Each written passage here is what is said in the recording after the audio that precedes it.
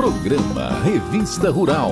Oferecimento Família Fox, a escolha número 1 dos agricultores na proteção da soja. Olá, queridos amigos, amantes do agronegócio. A gente continua descansando um pouquinho, mas deixou para vocês um programa especial com as melhores reportagens do ano passado. Então, chega de conversa e vamos para a vinheta, porque começa agora o programa Revista Rural, a sua revista eletrônica do agronegócio.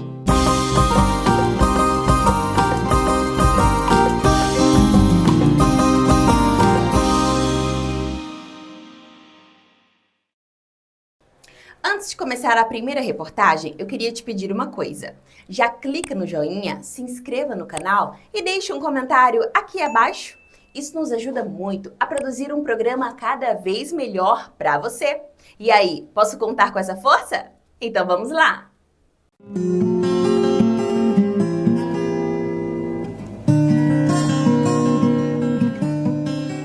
Se você, assim como eu, gosta de jabuticaba, vai concordar comigo que ter um pé em casa pode ser uma boa ideia e, por que não dizer, um sonho de consumo, não é mesmo? Então hoje a gente vai descobrir o segredo de tanta produtividade e fartura. Na verdade, a época da jabuticaba é agosto, setembro, outubro, né? E normalmente no inverno não chove, então o pessoal que trabalha com jabuticaba, eles têm uma irrigação. E eles vão fazendo parcelada essa irrigação e conforme eles querem, eles vão fazendo a colheita parcelada. Nesse caso, esse ano é um ano de pouca chuva, né? Então choveu pouco em dezembro, choveu pouco em janeiro, e agora que está chovendo bastante, ela voltou a florar, né? Ela carregou em outubro, tudo bem, e está tendo uma outra colheita agora. Mas até março, abril, acho que nós vamos ter mais uma, porque aqui nós temos a irrigação. A irrigação é para isso daí, para a gente molhar, estimular, através de algumas adubações, nós estimulamos a planta a florar, e aí daí 30, 40 dias está madura essa fruta. A adubação é feita separada da irrigação aqui, né? Ah, sim, então, quando é adubação, eles estão jogando por cima, e aqui é só irrigação. Mas daria lá na base, se quiser, fazer adubação com essa própria água, tá? E como é feito esse planejamento, tanto da adubação como também da irrigação? A irrigação, o que você pode fazer? Então vai acabar essa jabuticaba, tá florando alguma coisa, e aí de repente mês de março, né, final de março, você dá um estresse nela, pode ficar sem irrigar, e se não chover é melhor ainda. Aí você volta a irrigar bastante, aí você estimula outra florada, talvez até o inverno a gente tenha mais uma safra, espero que sim. As jabuticabeiras podem ser cultivadas durante o ano inteiro no Brasil, mas o preparo do solo é primordial para o desenvolvimento da cultura. Solo pode ser qualquer um, então o que você vai fazer antes no preparo da cova, quando você vai plantar a espécie de jabuticaba? Então tem aí produtos no mercado, né? Tipo farinha de osso, torta de mamona, tem um adubo que pode ser usado, que é um 4-14-8. Você usando esses três, né? Mexendo bem na cova e colocando um esterco, pode ser um esterco de gado curtido ou um esterco de galinha bem curtido, mistura, faz uma cova grande, se é uma muda grande, de 1 por 1 por 1, mistura, fecha essa cova e deixa por um tempo, né? Para não ter problema de queimar a raiz. Então muitas pessoas colocam um esterco mal curtido, já planta em cima, daí a pouco essa muda morre e ele não sabe por quê. Então aquele adubo queimou toda a raiz, tá? Então na verdade tem um tempo que você tem que deixar, né? Preparar a cova, colocar a farinha de osso, a torta de mamona, né? Um termofosfato. Normalmente é 4 produtos: farinha de osso, torta de mamona, termofosfato iorim, né? E um adubo 4-14-8 e o esterco. E quais são as principais pragas e doenças e como faz para poder evitar? Assim, doença, a principal doença chama ferrugem. Então a ferrugem, a gente pode prevenir o aparecimento da ferrugem quando não tem nada. Então a gente passa um produto à base de enxofre. Passa e aí você já previne isso daí. Outra praga que apareceu aqui é uma cigarrinha. Né? Então são coisas que você tem que estar observando. Viu essa cigarrinha? Então você tem que aplicar um produto que cumpre a carência. Né? De repente está maduro, não pode passar. Então você tem vários inseticidas que a carência é 1 semana, eu vou começar a colher daqui 2 semanas, tudo bem. Né? Então nós temos que estar respeitando a carência e usando produtos registrados para cultura. No caso da cigarra, ela faz o que aqui nessa Ela planta? suga, na verdade. Então ela aparece aqui entre os frutos, num fruto verde ainda, e começa a sugar. Né? E aí, comercialmente, ela danifica. Por quê? Porque ela exuda uma substância adocicada, que seria xixi dela, por exemplo. E em cima dessa substância adocicada desenvolve a fumagina, que é um fungo, escurece tudo ela. Também a cochonilha pode atacar, né? Pode, a cochonilha também pode atacar, mas aí ela aparece quando, normalmente? O pulgão, a cochonilha, né? E essa cigarrinha, que esse ano foi novidade para mim, ele apareceu numa fase aqui, tá? Depois da florada que ocorre isso daí, né? Então você tem que estar atento para estar prevenindo ou controlando, né? Para dar tempo de respeitar a carência dos inseticidas que você pode usar aqui. Então dá para falar que a fase de flor é a fase mais... Isso, da flor e o chumbinho, né? Numa fase pequena é quando pode aparecer todos esses problemas. E aí tem que estar atento, olhando, né? Para você detectar o problema e já interferir, para não alastrar em toda a área. Por quê? Elas ocorrem em algumas plantas e vão espalhando isso daí, né? Então, se você encontrou rapidamente isso aí, você consegue controlar, né? Sem ter problemas em outras áreas. Tanto a opção de sementes quanto a opção de mudas são viáveis para iniciar o cultivo. A principal diferença está no tempo de espera para a frutificação. A semente é possível, se você levar essa fruta, levar a semente, só que até ela adquirir um pote desse tamanho, vai demorar uns 10 anos, 12 anos. Né? Essa planta já veio, estava num viveiro, nos vasos, no solo, mas assim, já acondicionada. Essas plantas, uma boa parte tinha 18 anos. Né? Agora, quando você planta essa semente no solo, com 10, 12 anos, ela já vai ter um tamanho maior que isso daqui. Então, até os 18 anos, ela ficou ali acondicionada numa tipo de uma caixa d'água, né? E controlando a raiz dela. Muitas pessoas já compram no vaso uma muda aí com 4, 5 anos, que vai custar aí de 50 a 100 reais, né? E aí leva para casa ou para o sítio. Só que hoje, para pequenos, não produtores, mas as chácaras adquirem a jabuticaba híbrida. Essa é a sabará, que é comercial, que vende no Ceasa, né? Então ela é uma fruta comercial. A híbrida, ela é uma fruta que se você plantou próximo da casa e tem uma torneira pingando, ela carrega o ano todo. E a criança normalmente não sabe qual é a época de jabuticaba e começa a pedir jabuticaba a qualquer hora. E essa híbrida carrega o ano todo. Para quem deseja produzir de repente num vaso, dá para fazer? Dá, então. Uma planta pequena, né? Então conforme a planta vai crescendo, você vai mudando o vaso também. Então no vaso é como se fosse um bonsai. E aí quando você muda de um vaso para outro, você tem que podar o sistema radicular e colocar mais terra, colocar um vaso maior. Então assim você consegue e usar os adubos certos, né? E molhar sempre. Teria alguma variedade que seria mais indicada? Eu acho que seria o híbrido, acho que seria uma variedade que você não vai ter problema nenhum e você vai estar chupando jabuticaba rapidamente. Agora a sabará já é um pouquinho mais complicada porque ela depende de água e a época dela também, né? A híbrida não, a híbrida se você tiver irrigando, né? Sempre ela vai estar florindo alguma coisa, você vai estar consumindo essa jabuticaba. Só que ela não é comercial porque ela é meio arroxeada, ela é manchada. Ela não fica pretinha, que é nessa daqui.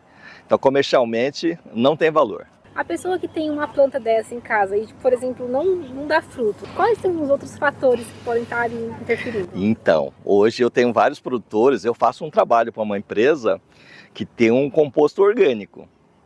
E aí a gente usa e pulveriza um líquido. Então, depois que ele usa isso aí, a planta começa a produzir, sabe? Porque às vezes ela tá faltando alguma coisa. E esse meu composto orgânico e o líquido que você pulveriza tem muito micro-organismo benéfico.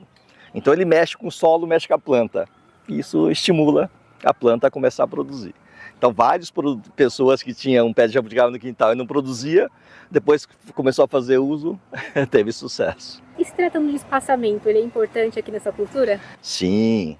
Então, esse espaçamento futuramente pode ser que vai ficar muito estreito. Então talvez tenha que tirar uma árvore daqui, né, para ir abrindo o espaçamento. Mas por enquanto está excelente. Ela começa a fechar e se não tiver espaço, ela vai para cima. Então fica difícil a colheita. Agora, se você faz um espaçamento bem largo, ela vai abrindo. E aí você pode ter numa planta dessa até 120 quilos por planta, ou mais até. E a poda também vai influenciar na altura dela? Então, a poda, normalmente você tem que ir fazendo a poda, tirando os galhos, né? Que estão indo para cima, deixando menos. Tem que entrar um pouquinho de luz para melhorar o sabor, né?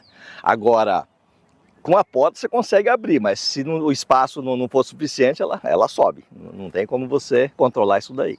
E também é importante para poder entrar iluminação e não dar problema de fungo e tudo mais. Sim, né? Diminui uma ventilação, melhora tudo, na verdade, né? Por isso que a maioria das plantas, a gente faz uma poda, conduz a planta em forma de taça. Exatamente para acontecer isso, para facilitar a colheita. Então, de repente, um tronco disso aqui, daqui 10 anos, ela vai estar uma grossura aqui, ó, eu vou estar colhendo aqui, né? E algumas mais altas, o que o pessoal faz? A jabuticaba, você pode serrar ela e deixar o toco, que ela não seca. Então, os produtores de jabuticaba que eu conheço, que têm 40, 50 anos, eles vão colocando um caibro no meio e você consegue subir, né? E colher e chupar a jabuticaba lá em cima. Então tem maneiras de você fazer isso daí. Então aqui tem muitas pernadas no momento. Futuramente nós vamos tirando para uma pessoa consiga subir aqui, sabe? Então é uma planta nova ainda. Então conforme ela vai adquirindo a idade, né, a gente vai tirando o excesso. A poda é para isso. Para comercialização, colheu, ela tem algum cuidado especial para poder aumentar a durabilidade? Então tem as vantagens e desvantagens, né? Eu tenho um colega que ele é produtor de jabuticaba, a família dele já é de muito tempo. Ele queria fazer um trabalho, né? Colocar até no isopor para que tivesse uma vida de prateleira maior. Só que aí a dona de casa relaxa. Agora, quando sabe que a jabuticaba, você comprou a jabuticaba em 2, 3 dias você precisa consumir, ela consome. Se você ficar mais de dia, ela fermenta e você perde. Então ele estava pensando em fazer esse trabalho de aumentar a vida de prateleira, mas pensando bem é besteira. Só que precisa estar próximo de grandes centros. Né? Por exemplo, na região lá de quase perto do Mato Grosso, tem parentes que tem jabuticaba. Ninguém dá valor. Perde, fala, vai colher. Jabuticaba, né? Agora, você vai em São Paulo hoje, 1 quilo de jabuticaba, estava na feira semana passada, R$30. Se você pudesse dar uma dica para quem deseja produzir, assim, que você percebe com a sua experiência que é o erro que mais cometem, qual seria? Então, primeiro é a adubação, né? Não pode, às vezes a pessoa só abre uma cova e coloca essa muda. Só que o pequeno produtor é complicado porque não tem aquela loja que vende 1 quilo para ele precisa comprar um saco. E isso torna a coisa totalmente, né? Aí vende um adubo químico para ele. Ele coloca o adubo químico e coloca a muda em cima, queima toda a raiz, queima a folha e acaba matando a planta. Então, na verdade, ele tinha que ter um local onde vende um esterco, um composto, né? Uma farinha de osso, uma torta de mamona. Né? Se for para uma muda, uma receitinha básica seria 1 quilo de torta de mamona, 1 quilo de farinha de osso, 1 quilo de termofosfato iorim, que é um termofosfato, né? E 1 quilo de adubo 4,14,8 e uns 20 litros de composto orgânico. Faz uma cova aí de 70 por 70 por 70, mistura bem, espera aí, molha bem, espera 1 mês mais ou menos, depois você coloca a muda em cima. Essa seria a dica que você, né? Que ajudaria bastante. Isso, que ajudaria bastante. Contando com 700 pés de jabuticaba, a experiência no pomar, além de saborosa, é divertida. Quando e como surgiu essa ideia de investir nas jabuticabas? Bom, a ideia da jabuticaba foi a ideia do meu pai, né, o fundador do Parque Maeda. Foi em 2019, um pouquinho antes da pandemia, de criar esse contato com a natureza, de poder fazer essa experiência, de poder colher o fruto da jabuticaba no pé. Atualmente tem quantas jabuticabeiras aqui? Hoje a gente tem, nesse local aqui temos 700, temos um outro local com mais 600 e um outro espaço com mais de 5.000 pés de jabuticaba também. Então, no totalizando, estamos chegando aí por volta de uns 6.000 pés de jabuticaba. E quem deseja participar dessa experiência, o que precisa fazer? O passeio ele fica dentro do parque, então para ter acesso ao passeio tem que estar visitando o parque. O passeio hoje custa da Jabuticaba, agora no final de fevereiro, fora de época, a gente está fazendo um passeio a R$20 por pessoa. A pessoa pode consumir a fruta no pé, à vontade. E nessa semana aqui agora a gente está deixando o pessoal ainda levar uma cumbuca de 700 gramas para casa ainda, à vontade. Maria Isabel não perde uma colheita no parque e enxerga as visitas como uma oportunidade de reunir toda a família. Nós somos de Votorantim e é a 4ª vez que a gente vem para cá. A logística aqui trouxe um monte de gente, né? Sim, um monte de gente, veio a família toda. Eles são apaixonados por jabuticaba, então veio a família toda. Sempre que a gente vem a família toda. Então tem quantas pessoas aqui com você hoje? Acho que umas 10. A gente faz passeio. Meu filho adora cavalo, então eu geralmente faço passeio com cavalo com ele, que ele adora, ele já passou, ele já viu. Qual a experiência que vocês têm aqui? É lazer, é um descanso? A gente vem, a gente traz até as coisas para descansar, né? E a gente fica o dia inteiro, geralmente, quando a gente vem. É lazer. Lazer, descanso, apreciar jabuticaba, que são muito doces. Apaixonada por jabuticabas, Elizabeth também encontrou diversas opções de lazer na companhia do marido Marcelo e da filhinha Alice. Estou gostando bastante, é um parque que a gente não conhecia, muito grande. Estamos cansando aqui, percorrendo todos os lugares para conhecer e bem bacana. A gente já viu bastante coisa já, jardim japonês, a gente já brincou, já levou ela para brincar, então a jabuticaba agora pós-almoço.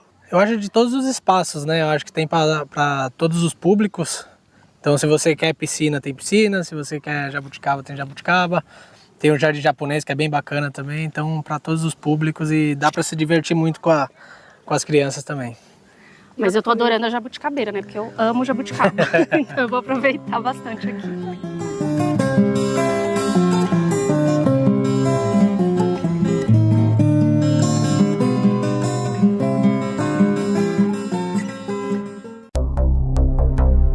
Queremos agradecer as mensagens de carinho dos nossos espectadores. Gelson Silva Fernando, Aron Fischer, Maria Célia Alves, Marcos Santos Barcelos, Antônio Luciano da Silva, José Carlos Toloto, Claudenir Marciano, José Luiz Fabre, Benedito Seixas e o professor agricultor Adérito Parente. E continuem mandando suas mensagens, é muito importante para a gente.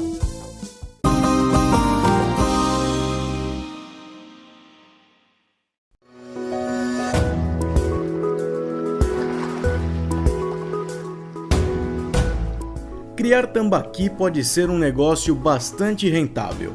Mas para que a atividade seja produtiva e tenha alta qualidade, é preciso observar diversos detalhes durante todo o processo. Um dos pontos mais importantes para que a sua atividade tenha sucesso no futuro é uma boa escolha da área onde você vai construir seus tanques. Essa boa escolha depende de um relevo plano ou de uma declividade suave para facilitar as construções. Assim como dentro da área onde você vai construir, tem que ser um solo que tenha uma concentração de argila suficiente para armazenar a água que você precisa dentro desses viveiros. A primeira coisa é fazer a limpeza, a retirada de toda a matéria orgânica, resto de plantas, resto de raízes, de tocos e tudo. Você vai retirar até chegar na argila, na qual vai ser trabalhado.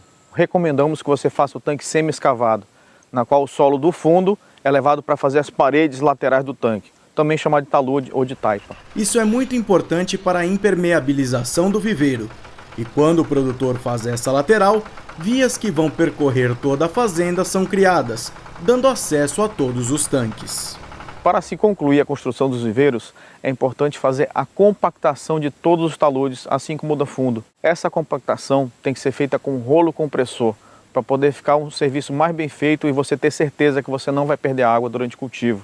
Partindo para a fase de enchimento dos viveiros, se recomenda o preenchimento total com água no intervalo máximo de 15 dias, para evitar rachaduras que, consequentemente, serão responsáveis por grandes perdas durante o cultivo.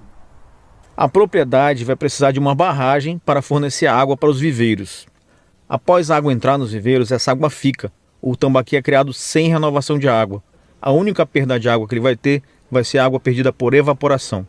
Para a segurança do viveiro, para que ele não transborde durante grandes chuvas, recomendamos que seja instalado também um ladrão para sair o excesso de água. A qualidade da água também é um pilar importante na piscicultura, e ela é medida por alguns parâmetros padrões, que são o oxigênio dissolvido, a dureza e a alcalinidade total. Além disso, gases como a amônia devem estar em concentrações equilibradas, para não prejudicar o sistema respiratório dos tambaquis. Na criação de tambaqui, o ideal é que o pH da água não sofra mudanças entre dia e noite ou entre sol e dia nublado. O peixe não tolera bem isso. E o que garante que este pH não vá sofrer essas variações são dois outros parâmetros, que são a dureza total e a alcalinidade total. Se fizermos um trabalho para ajustar esses dois parâmetros, o sistema tampão da água estará bem formado e não teremos variações no pH durante o cultivo. O oxigênio dissolvido é muito importante, pois é o que o peixe vai respirar. Então, tem que estar em bom nível para não afetar negativamente a qualidade da criação. Existem 3 formas desse oxigênio dissolvido entrar na água de cultivo. A primeira, que acontece normalmente, é a dissolução direta. Quando o vento, o ar, bate na superfície da água, nessa interface água-ar, os gases que tem a mais entram para dentro da água. Esse oxigênio se dissolve. Existem outras formas que você pode fazer para melhorar a sua criação, como a aeração mecânica. Você pode botar um aparelho elétrico que chama aerador, ele vai revolver a água, vai jogar água para cima e vai fazer que o máximo de água possível faça a dissolução direta em contato com o ar. E a terceira forma, e a mais barata, é a fotossíntese. Como você faz? Adubando o viveiro. Com a adubação, você vai induzir a criação de pequenas plantinhas na água, que a gente chama de fitoplâncton. Ela passa o dia fazendo fotossíntese. Ela aproveita a luz solar e esse adubo para fazer a fotossíntese e gerar o oxigênio que o peixe precisa e consumir o CO2 que ele produziu. Outra fase importante na criação é a escolha dos alevinos. Assim como na agricultura é preciso comprar semente de qualidade para ter bons frutos, na piscicultura a compra vai influenciar diretamente nos resultados do cultivo. De acordo com a genética que você trabalhar, você vai ter um resultado bom ou ruim. Alevino bom vai crescer muito mais. Alevino ruim não vai crescer, vai dar prejuízo. Quais os maiores problemas que tem na qualidade do alevino? O principal é a consanguinidade, ou seja, cruzamento entre reprodutores que têm grau de parentesco, que podem começar de um crescimento muito lento ou até a ter altas deformidades. Os pesquisadores salientam que a perda que se pode ter na produção em decorrência de alevinos filhos de reprodutores parentes é de 10% no crescimento. E se o cruzamento volta com outro parente, a porcentagem sobe para 30% e praticamente quebra o lucro do piscicultor. No peixe você não sabe quem é parente de quem. Para isso a gente introduz um chip dentro da musculatura do peixe e o peixe fica identificável. No momento que a gente vai fazer uma nova reprodução, a gente pega os peixes escolhidos, passa um leitor por fora e esse leitor mostra o número do chip lá dentro, ou seja, é um RG do peixe. Na hora da compra dos alevinos, algumas considerações devem ser observadas no tanque. Se eles estão nadando ativamente, se estão sem lesões alguma na pele e se não possuem ataque de fungos. Se tudo estiver dentro dos conformes, o alevino está saudável e pronto para ir até o viveiro. Considerando que o produtor já concluiu na escolha do fornecedor, já observou o estado geral dos alevinos, aí ele vai precisar transportar. Lembramos que nesse transporte ele tem que ter um cuidado muito especial, principalmente com incidência de raio solar direto, ou seja, esses alevinos precisam ser transportados na sombra e, de preferência, nos horários mais frescos do dia, para que não aqueça muito a água de transporte dos peixes.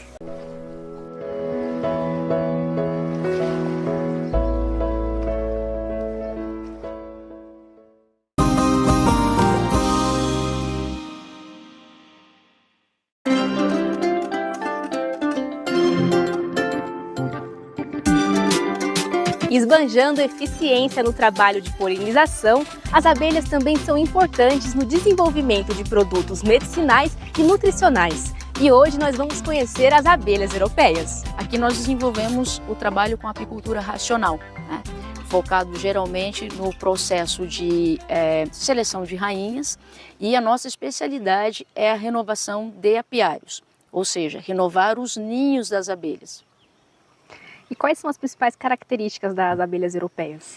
Uma das características primordiais, a não enxameação.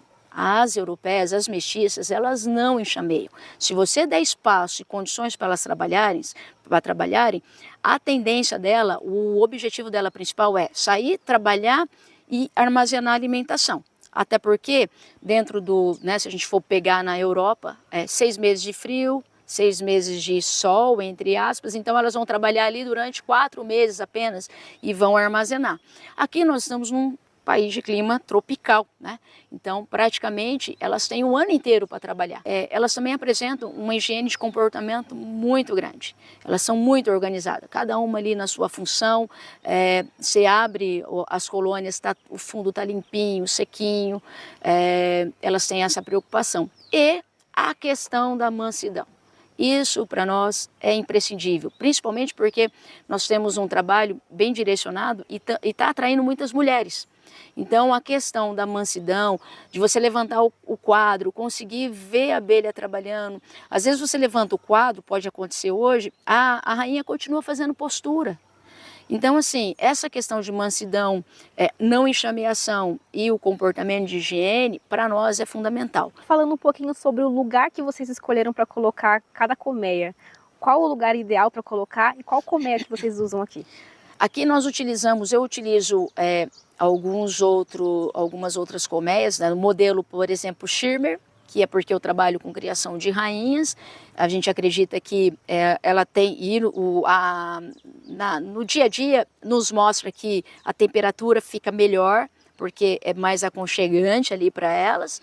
Eu trabalho com a Langstott, que é reconhecida internacionalmente, que é utilizada, as centrífugas, as mesas desoperculadoras, todo o material apícola é focado na questão das Langstotts, né? E aí a gente tem alguns núcleozinhos, dos quais a gente utiliza, porque às vezes eu preciso colocar rainha para acasalar, princesas para acasalar, e aí a gente chama de núcleos de fecundação. Na propriedade, através da propagação de mudas direcionadas para o inverno, a escassez de alimento causada pela ausência de flores é reduzida. O local para apiário fica aqui a minha maternidade, mas o que a gente orienta para os apicultores, principalmente os iniciantes, quando chega e a gente vai fazer uma visita técnica, a gente observa o pasto apícola. Então temos muito verde, porém a gente não identifica árvores com floradas.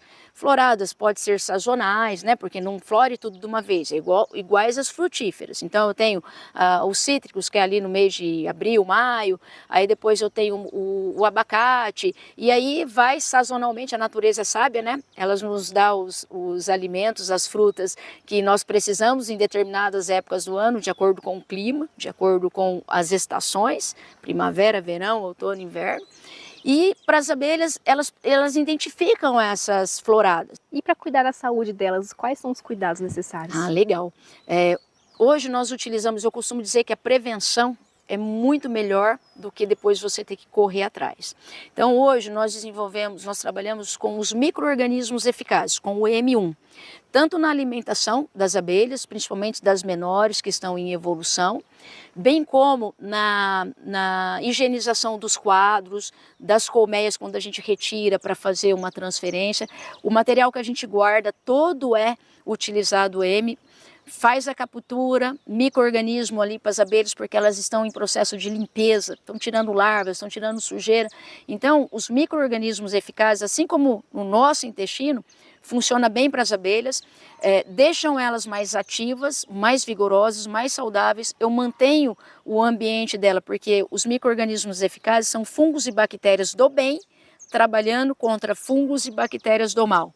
Então, eu previno qualquer tipo de fungo ali, porque o fungo ele pode atrair a varroa, né? Pode atrair uma cria pútrida, que está correndo aí as suspeitas no Brasil. Eu ainda não tive nenhum caso relatado e detalhado, mas pode acontecer, porque falta de tratamento e cuidado com as colônias, com os quadros. A troca de quadros, de cera é imprescindível, principalmente para uma boa postura da rainha, para a manutenção da colônia, é a casa delas.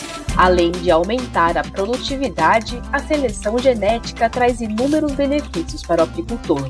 Dentre eles, a redução de enxameamento, também de materiais utilizados no manejo e mão de obra. Se eu tenho uma rainha mestiça, introduzida numa colônia, por exemplo, e ela vai fazer a fecundação de ovos de zangões, esse zangão vai ser filho dela e ele vai ser puro.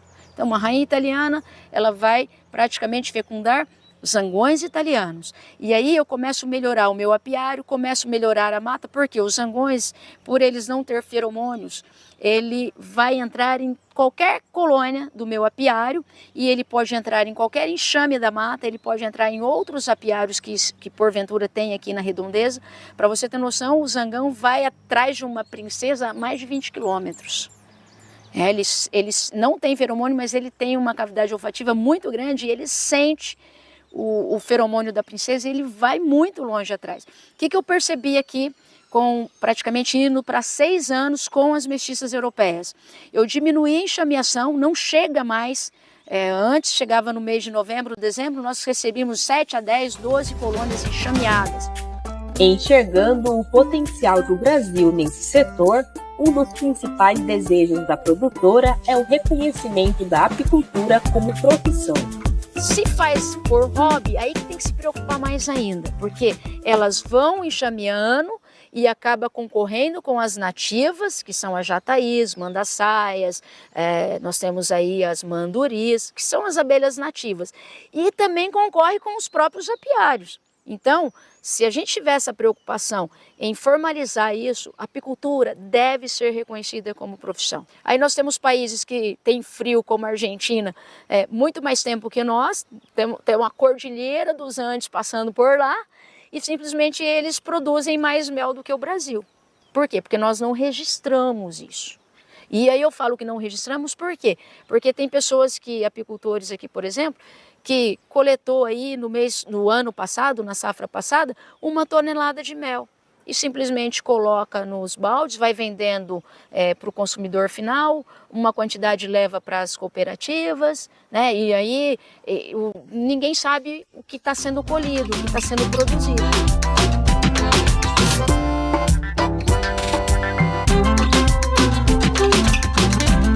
Para conhecer o processo mais de perto, é necessário o equipamento de proteção.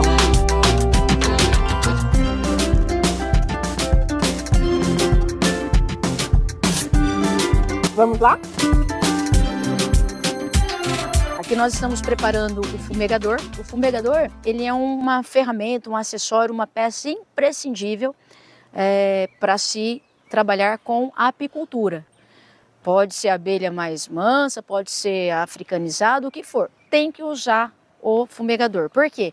Porque a gente entende que a fumaça, e assim que nos mostra, que acalma as abelhas, elas dá a impressão que está pegando fogo, elas vão lá, começam a papar o alimento, ficam um pouquinho mais tranquila e com papando o alimento, elas não conseguem dobrar o abdômen.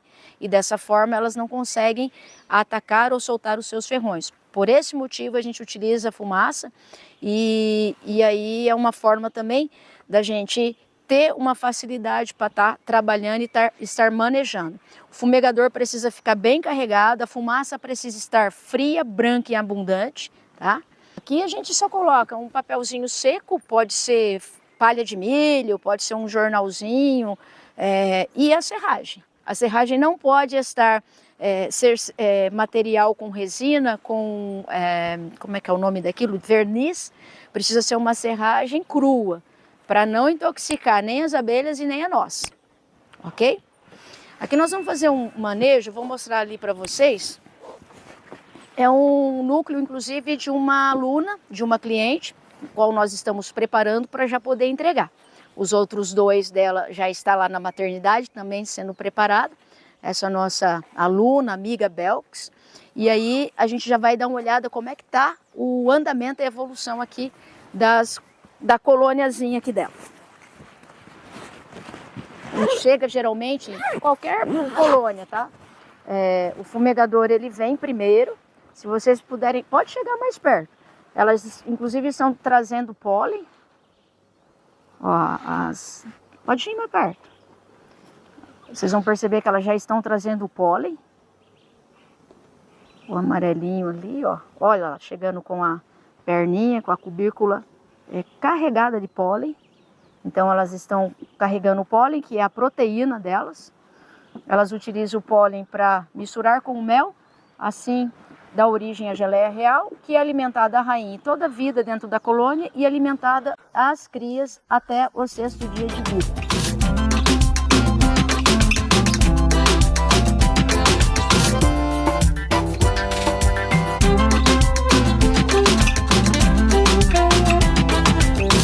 Aqui eu tenho, então, ó, as crias, aonde está aqui operculado, tampado, são crias que vão nascer. Esse branco que está vindo aqui são pulpas, vendo, ó? Já já elas vão tampar, vão opercular, vai ficar igual essas aqui. Aqui eu tenho a alimentação, o néctar, e tem o pólen. Então elas geralmente misturam o néctar, o mel com o pólen, para alimentar as crias até os 6º dia de vida e para alimentar a rainha todo o tempo da sua existência dentro da colônia. Se vocês perceberem, tem algumas abelhas aqui um pouquinho mais opacas e a rainha está aí fazendo a postura dela. A gente tem que sempre tomar muito cuidado. Nós estamos numa temperatura, agora mostrei para vocês ali a 22 graus. É possível trabalhar, ó, crivado de crias. A rainha está fazendo uma postura perfeita, redondinha, espiral, ó. Tá? Alimentação sendo armazenado, as abelhas chegando com o pólen, ó, e a temperatura está ideal. Se vocês perceberem aqui, tem umas linhinhas parecendo ovo, parece uma linhinha branca, um pedacinho de fio branco de pé, ovinhos de um dia. A rainha já fez postura aqui, ovo de um dia, 2, olha lá. E a gente tem tomar cuidado com a temperatura. Vamos devolver o quadro com a rainha que ela está trabalhando, não vamos atrapalhar aqui o trabalho dela. Ela está já procurando onde nasce a abelha, as abelhas vêm, propolizam. Olha lá, ó, ela está tentando verificar se tem ali espaço para ela fazer postura e está querendo dobrar já o abdômen para fazer a postura, para deixar ali o ovo. Está trabalhando aqui quietinho. Olha, se vocês perceberem, o fundo aqui dessa colônia aqui, ó, vou tirar para vocês verem. Um pouquinho de cisquinho ali do quadro, mas está sequinho. Perfeito, tá? Não tem abelhas mortas, não tem nada, ó. Elas continuam trabalhando. E aí a gente vai continuando aqui. E uma caixinha dessa daí tem quantos, mais ou menos, de abelhas? Quantas abelhas? Uma dessa aqui deve ter uma média de uns 15, 20 mil abelhas. E produz... Esse tanto que tem aqui, tá, de abelha. Mas se ela tiver um pouquinho mais completa, dá uma média de umas 40 mil abelhas. Que produz mais ou menos quanto de mel? Olha, uma colônia para ela produzir, seja mel, seja próprios pólen, ela precisa ter mais de 100 mil abelhas. De 80 a 100 mil abelhas. Para ela dar em média aí pra gente uma média de 40 a 50 quilos de mel. Além do que elas já usam para elas, para alimentação delas, ó, estão armazenando pólen. A abelha chegando com pólen aqui, ó, chegando com pólen, ela já está olhando ali onde ela vai colocar, ó, depois ela armazena e coloca o pólenzinho, ó, esse aqui recém-chegado, ó, esse amarelinho bem forte lá no fundo, ó, recém-chegado, ó. Aqui a rainha já fez postura também. Se vocês quiserem chegar um pouquinho mais próximo, olha lá ela fazendo postura ali, ó, olha lá, ó. Ela vai fazer de novo. Ela está procurando. Olha lá, ó, ela está procurando. Ela desce todo. E ela é calma. É uma raça calma. Você consegue trabalhar. O quadro que a gente colocou aqui, ó, já nasceu a abelha. Tá fazendo postura. Ó, aqui já tá. Ela fez postura de ovinhos, ó. Tá crivado de ovo, ó. Aonde está propolizado, se vocês perceberem, ó, tá crivado, de fora a fora de ovinho. Ovo de um dia, 2, 3. E aí você tem condições de uma abelha tá se desenvolvendo. É dessa forma que eu consigo visualizar a evolução. Aonde a abelha está fazendo postura, a temperatura está ideal, Os favos, os alvéolos estão em condições para ela poder fazer a postura. As abelhas estão brilhosas, saudáveis. O fundo da colônia está limpinho. Então a gente sabe que está em evolução. O processo está perfeito. Sheila, e agora qual processo vai ser feito? Aqui nós vamos verificar e mostrar para vocês um processo de renovação. E depois nós vamos estar introduzindo rainha na época certa, porque tem as datas corretas. Então nós temos aqui um coxinho com alimentação que colocamos ontem. Olha, elas já sugaram. E para que está essa alimentação aqui? Porque nós estamos com ceras novas para elas construírem. Vocês vão visualizar agora. Então a gente ajuda no processo. Eu não estou fazendo mel, não estou com melgueira, eu estou no processo de renovação. Eu ajudo para ser mais rápido, para a gente poder desenvolver e evoluir mais rápido a colmeia.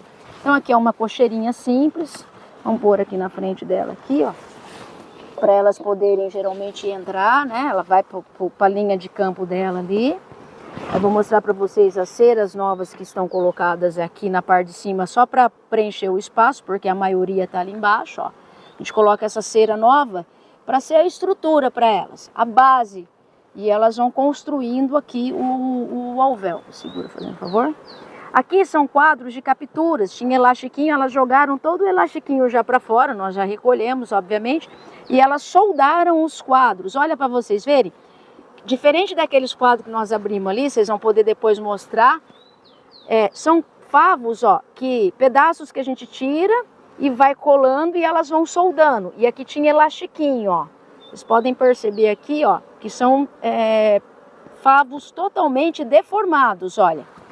Tem espaço aqui no meio, tá vendo, ó? Por quê? A gente foi colando os pedaços no quadro aqui, no caixilho, e elas simplesmente soldaram. E as crias que estavam aqui fechadas, ó, aqui vai nascer uma abelha, ó. Elas já estavam furando, ó. Ai, que coisa linda. Olha lá, ó, vai nascer a abelha.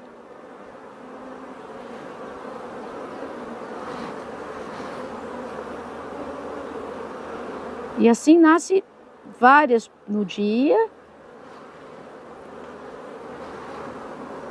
Tá vendo a luz? Uma vai lá, dá o ar da graça. Tá um pouquinho preguiçosa, talvez por conta aqui da temperaturinha. Qual é o ciclo de vida delas e o tempo desde o ovinho até o nascimento leva? Do ovo ao nascimento, 21 dias de uma operária. Agora, daí quando ela nasceu, para até ela sair para trabalhar, tá saindo, ó.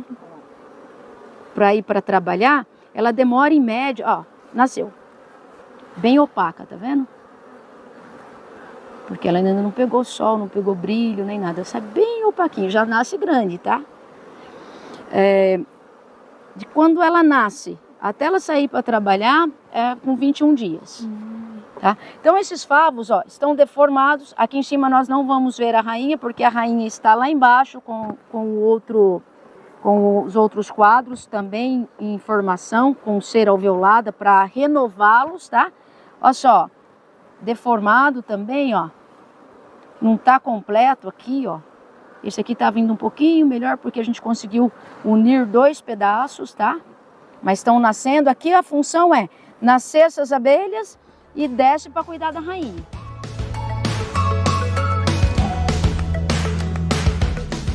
Olha aquela cera que vocês viram ali há pouco. Elas já estão começando a construir. Dá uma fumaciadinha aqui, Mila, para eles poderem ver. Ó, elas já estão construindo os alvéolos. Esses alvéolos vão receber alimento, vão receber postura, vão receber o pólen, vão receber o néctar. E aí elas vão poder ter condições de estar trabalhando. Então, eu forneço uma placa de cera dessa para elas.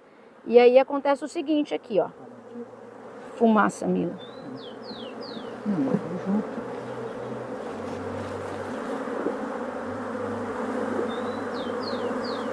Aqui, ó, elas já construíram praticamente desse lado 100%, ó. E já tem ovo, já tem larva, já tem pólen armazenado, iguais eu falei para vocês. Tem bastante nesse, né? Tá? E tá bem formado, ó. Essa é a função do nosso trabalho, ó, que elas estão terminando de construir, ó. Olha só, estão terminando de construir, falta pouquinho para construir ali os 100%. Mas na medida que elas já vão construindo, elas já vão armazenando, ó. A rainha já fez postura de ovos, tá crivado de ovo.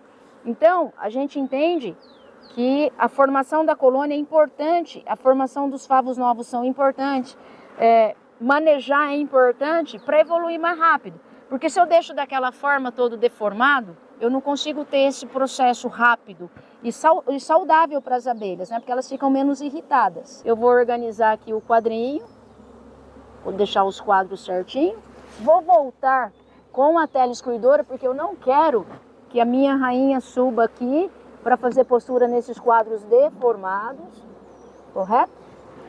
Então, tá aqui, ó, certinho com a tela excluidora. Aqui eu não tenho espaço para entrar e nem sair. Vou voltar a cocheirinha aqui em cima. E depois, mais no fim da tarde, eu venho com o alimento. Eu não gosto de pôr alimento durante o dia, porque senão atrai outras. Então, no finalzinho da tarde, quando elas pararam de recolher lá fora, eu venho e coloco a alimentação. E a alimentação vai ser o quê? A alimentação geralmente é uma alimentação energética. Funciona como a gente utiliza o açúcar demerara, água, erva, qualquer tipo de erva que a gente possa fazer chá para nós, a gente utiliza para ela, e uma pitada de sal, substituindo o mineral.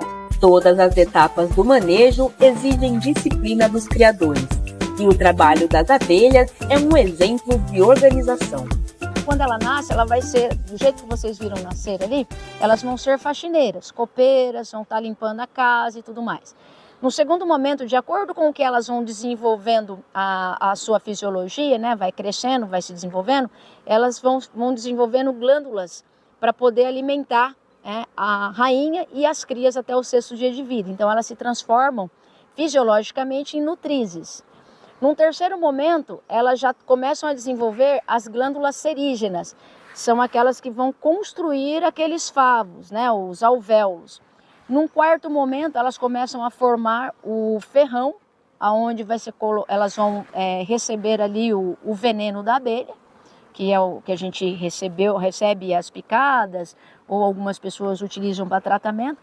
E aí elas, de acordo com essa idade dela, elas são chamadas de guardiãs e sentinelas. Por quê?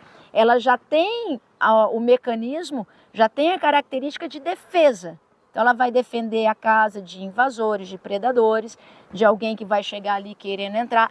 Formiga, mosquito, elas já vão defender. E no último momento, que é a fase que elas já se desenvolveram, que é o 21º dia, elas vão sair para ir buscar água, pólen, néctar e própolis.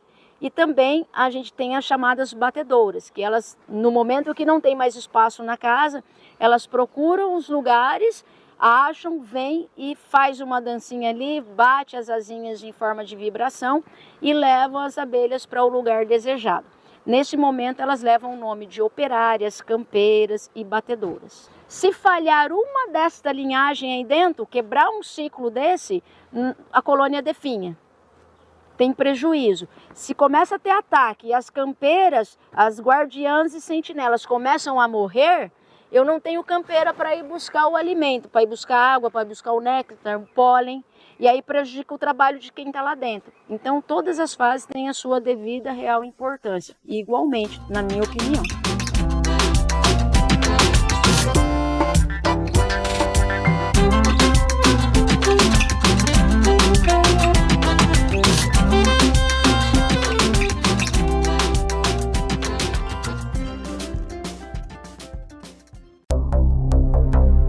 Queremos agradecer as mensagens de carinho dos nossos espectadores.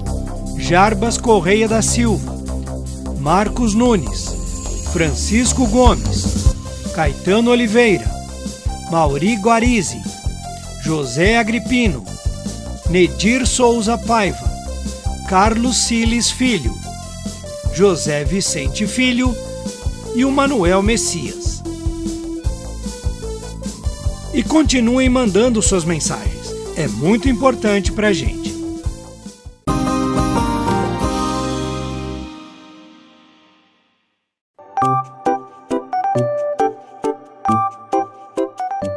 Olhando para esse canteiro, a gente se encanta. As flores são tão lindas que dá vontade de comer.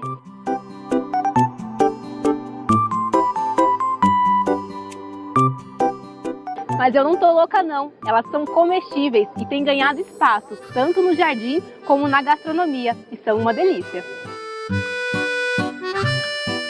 Fábio, a gente está aqui hoje diante de várias flores, né? Só que essa daqui em especial é a begônia, né? Conta pra gente um pouquinho sobre ela. Então, Rona, essa é a begônia Vaik da Sakata, né? É uma variedade que ela vem desenvolvida pela Sakata do Japão, né? A grande novidade, assim, já existe begônias no mercado. Essa begônia é a única específica que tem essa cor chocolate na folha, né? E ela também aguenta muito o estresse hídrico, né? Então a gente tinha outros portfólios, tinha a Sampatis, que é um produto que tem uma beleza excepcional. E a gente queria trazer uma genética para o Brasil, que é uma variedade para o Brasil que tivesse assim, tanto a beleza quanto a resistência ao estresse hídrico, né? Então essa é uma variedade que assim, ela aguenta bastante ficar no sol pleno e ela aguenta bastante o estresse hídrico. Então você pode molhar uma vez na semana que ela vai aguentar bem, né? Então você pode ver que bastante prefeituras do Brasil têm optado por fazer a parte ornamental com essa begônia, né? E ela assim, tem se mostrado um custo-benefício muito bom, tanto para a prefeitura, tanto para os produtores, né, que produzem ela. Com uma camada de cera natural que protege as folhas, essa variedade, mesmo exposta ao sol, não perde água com facilidade, dificultando a desidratação. É lógico que não pode deixar o extremo, né? Mas assim, você acompanhar o solo, assim, eu posso te falar uma vez por semana, mas depende da região do Brasil, às vezes o solo tem uma drenagem maior, né? Então, ficar atento, quando o solo estiver um pouco seco, você sentir que a folha começa a dar uma encarquilhada, você já dá uma irrigação, né? Qual seria o solo, o clima ideal para plantar ela?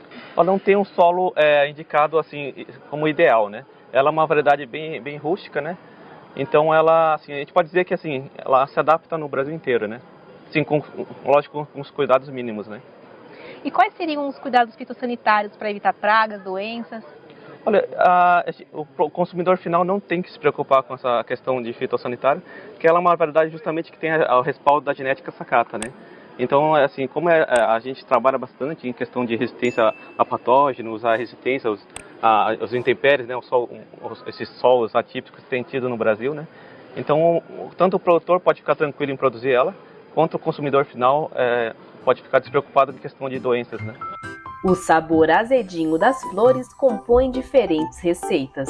E o consumidor, além de encontrar uma planta que não faz mal para os animais, pode se tornar também um colecionador.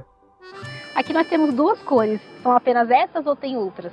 Não, a gente tem um leque bem grande de cores, né? Na verdade, a gente tem a da folha chocolate, a gente tem a folha vermelha, a flor vermelha, né? E a flor rosa, né? E a gente tem da folha verde também, tanto da folha a cor branca, né? De flor. E assim, a gente tem trazido bastante, a intenção é trazer mais, quanto mais variedades, melhor para o Brasil, né?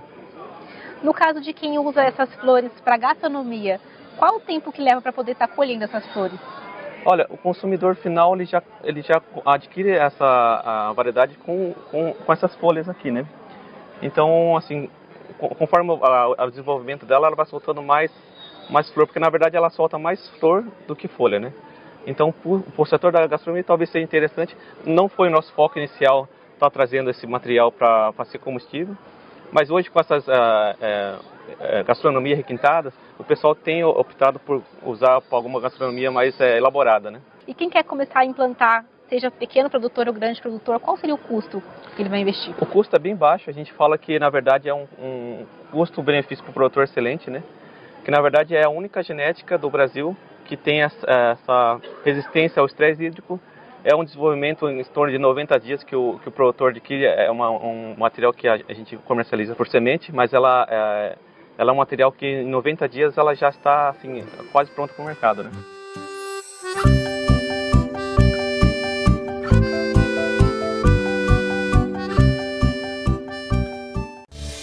A gente se despede avisando que semana que vem temos programa inédito. Não esqueça de se inscrever no canal e clicar no sininho para ficar por dentro de tudo. Uma ótima semana para você. Tchau, tchau!